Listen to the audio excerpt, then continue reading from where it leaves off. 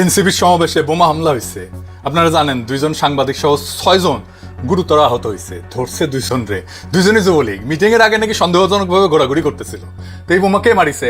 আমি 99% শিওর এটা আওয়ামী লীগ মারিছে। কেন মারিছে আর কেন আমি নিশ্চিত হইলাম, আর তারাই যে মারিছে সেটা আমি আজকে ব্যাখ্যা করবো। এই বোমার ঘটনা শুনে পটকা তুষার কইছে এটা নাকি নাটক, মানুষজন আহত হয়েছে।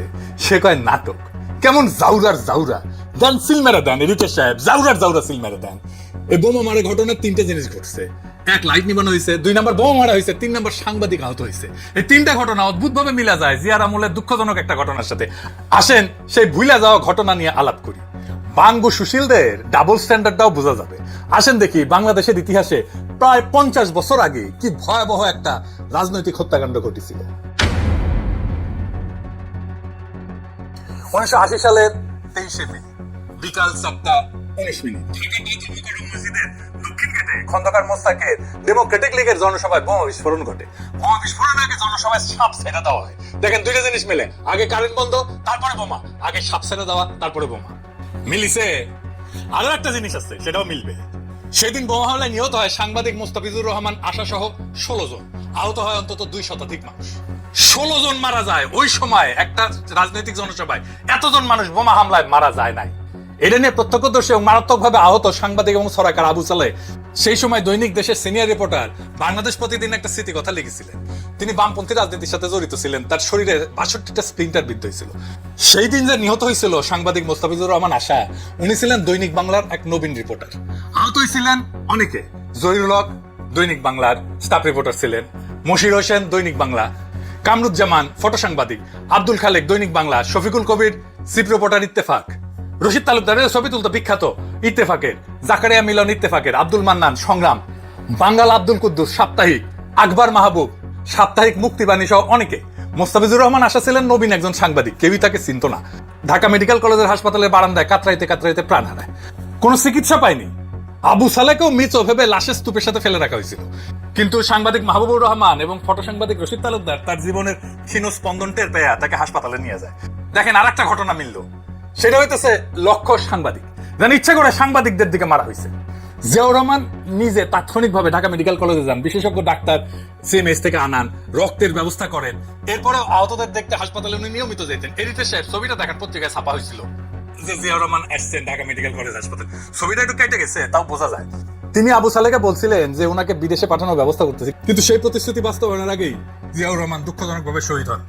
যাই হোক, তদন্ত কমিটি একটা গঠিত হয়েছিল। বিচারপতি শামসুদ্দিন ছিলেন আহ্বায়ক। রিপোর্ট প্রস্তুত হয়ে গেছিল, কিন্তু জিয়াউর রহমান মারা যাওয়ার পরে এটার প্রকাশ হয়নি, বিচার হয়নি। কি ছিল সেই রিপোর্টে কেউ জানে না। এতজন মানুষ মারা গেল সাংবাদিক সহ, সাংবাদিকরা কেউ হাউকা করলো না। কয়েকজন ফ্যাসিস্ট দেশের সাংবাদিক জেলে আছে, তাই 111-এর 2 কালীগঞ্জ চিল্লায় একেবারে মারাগারাপ করে দিছে।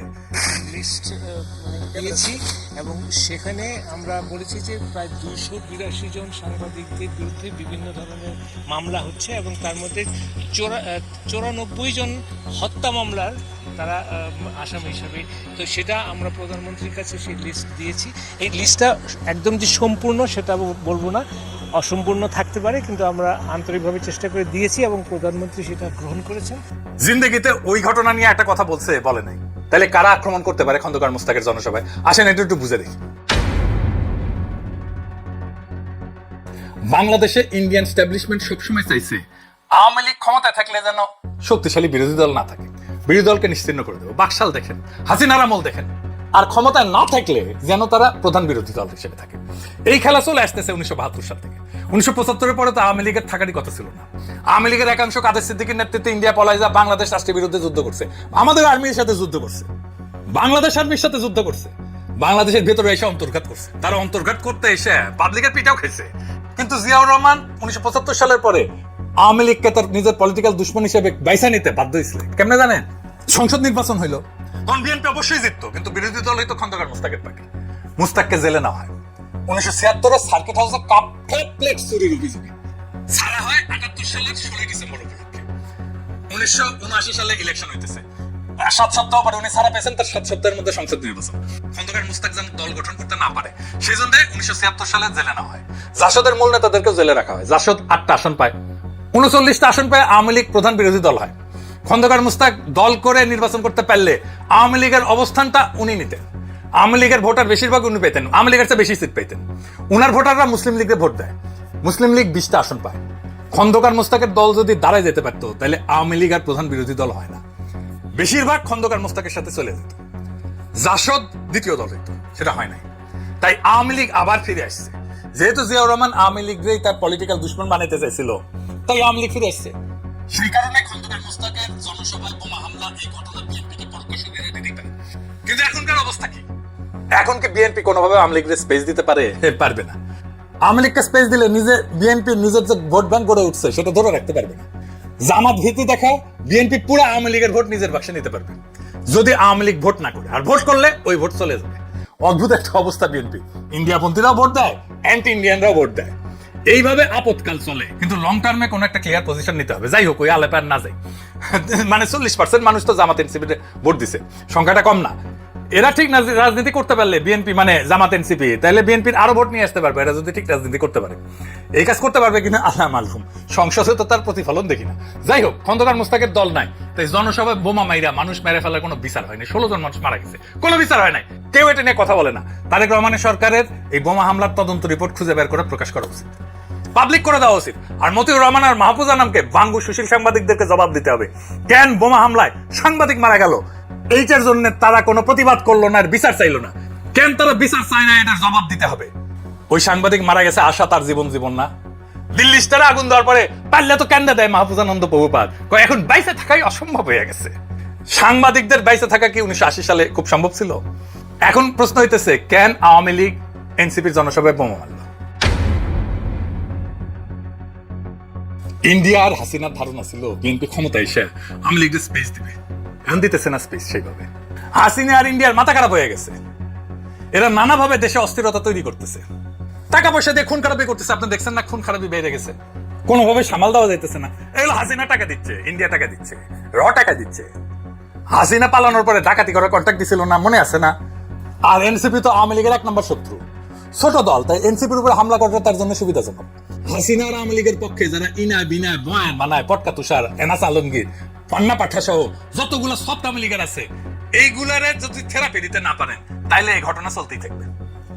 একেবারে রুলারের মতো সরল হয়ে যাবে। থেরাপি দিবেন, বোমা হামলা বন্ধ হয়ে যাবে, সন্ত্রাস বন্ধ হয়ে যাবে, বোমা হামলা বন্ধ হয়ে যাবে, আওয়ামী লীগের তৈরি করা ভাড়াটা সন্ত্রাস সেটা বন্ধ হয়ে যাবে, দেশ শান্ত হয়ে যাবে। এরাই দেশকে শান্ত করতে দিতেছে না।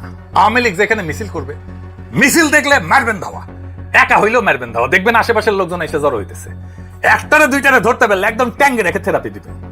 একটা নিষিদ্ধ দল, তাহলে থেরাপি দেওয়া জায়েজ আছে। আমি আশঙ্কা করি এরকম বোমা হামলা আরো হবে, ভয়ঙ্কর রকমের বোমা হামলা হইতে পারে, আরো বড় আক্রমণ হবে। আওয়ামী লীগ এটা করবে, আর এই বোমা হামলা থেকে এনসিপি কি মুক্তি পেতে পারবে? অবশ্যই মুক্তি পেতে পারবে, এটা থামাইও দিতে পারবে। আমি যে স্ট্র্যাটেজি দেবো ওইটা মেনে চললে এই আক্রমণ আর হবে না। সেই স্ট্র্যাটেজি ফলো করলে কেউ কখনো এনসিপির জনসভায় হামলা চালাতে পারবে না, চিন্তাই করবে না বোমা টোমা মায়ের কি দিমু শিখে দেই শিখে। আমি এনসিপি করলে সাভারে যেদিন বোমা হামলা হইলো, ঠিক তার 1 সপ্তাহের মধ্যে সাভারে আওয়ামী লীগের সবচেয়ে বড় নেতা আছে, তার বাসাবাড়ি ধানমন্ডি 32 নম্বর বানিয়ে দিতাম, আর ওই নেতার মরিচ পটকা ঢুকায় আগুন দিয়ে দিতাম, সারা বাংলাদেশ খবর হয়ে যেত। দ্বিতীয়বার কোনো বোমা হামলা হইতো না। আমার ক্ষুদ্র ভ্রাতারা কইতে পারে, সাভারে তো আওয়ামী লীগের নেতারা সব পালাইছে, তাই কার মরিচ পটকা দিব? যদি এটাই হয় তাহলে আওয়ামী লীগের নেতা আছে ঢাকায় সাবের হোসেন চৌধুরী মরিচ পটকা ঢুকায় আগুন দিতাম, ঢাকার এমবেসি পাড়ায় হাউকাও লেগে যেত। ওদের কইতাম, তাহলে তুমি সিকিউরিটি দাও, নয়তো চুপ থাকো। হাসিনার টাইমে হাউকাও করছিলা, এত গুম আয়নাঘর হইলো, খুন হইলো, একবারও তো চিল্লাও নাই। এত ভোট ডাকাতি হইলো, একবার চিল্লাইছো তুমি? মিয়া ফাজলামি। র্যাবরেকে ট্রেনিং দিছে, পশ্চিমারাই তো ট্রেনিং দিছে, একটা ঠাসি খেয়ে বসে যেত। সিপিবি নেতা ছিলেন জসিম মন্ডল, আমার জ্যাঠাদের সাথে রাজনীতি করতেন, রাজশাহীতে আসলে আমার কাছে থাকতেন মেডিকেল কলেজে। উনি যুবক বয়সে খুবই মারদাঙ্গা রাজনৈতিক কর্মী ছিলেন। উনি গল্প করছিলেন, আমি মনে হয় একবার বলছি, স্মৃতি থেকে কইতেছি একটু এদিক সেদিক হইতে পারে, কিন্তু এসেন্স হিসেবে ঠিক থাকবে।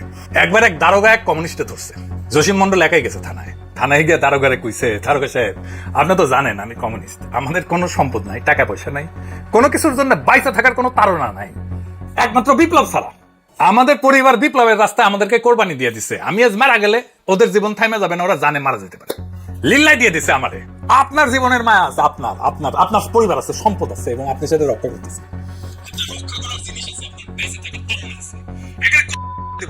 আমি না পারলে আমার কমরেড এসে দিবে, সে না পারলে আরেকজন এসে দিবে, কিন্তু তোমার দেওয়া হবে। আমার কমরেডরা সাইরা দেন, সাথে সাথে সাইরা দিছে। আপনি সিস্টেমের ভিতরে ঢুকে গেলে আপনারা ম্যানেজ করতে পারবেন, সিস্টেমের বাইরে বাস করলে কেউ আপনারা ম্যানেজ করতে পারবে না। হাসিনার বিরুদ্ধে প্রবাসেই সবচেয়ে বেশি কাজ হয়েছে। কেন? কারণ হাসিনা আমাদের ধরতে পারতো না, পরিবারকে ঝামেলা করার চেষ্টা করছে, সুবিধা করতে পারে নাই। এক কনসারের বন্ডে ধরেই তার খবর হয়ে গেছে। সিস্টেমটা যদি বদলাইতে চান, সিস্টেমের পাঠ হইয়েন না, নিজের নিরাপত্তা নিজে নিশ্চিত করে। আপনার গায়ে হাত দেওয়ার আগে যেন আপনার শত্রু 10 বার ভাবে। ইরানে বোমা মারতে ট্রাম্প যেমন 10 বার ভাবে, ঠিক সেইভাবে এটাই জুলাইয়ের রক্ষা কবচ। মনে রাখেন, আপনার 24-এ তো শহীদ হয়ে যাওয়ার কথা ছিল, রাস্তায় তো জীবন দিয়ে চলে যাওয়ার কথা ছিল, সে শহীদ হইতে তো গেছিলেন আপনারা। সেই শহীদের মৃত্যু ছাড়া বিপ্লবীদের কোনো কিন্তু অস্ত্র নাই। এই শহীদ হয়ে যাওয়ার সম্ভাবনা নিয়ে আপনার রাজনৈতিক কৌশল ঠিক করে কেউ আপনারা হারানো তো আক্রমণ করার সাহস পাবে না।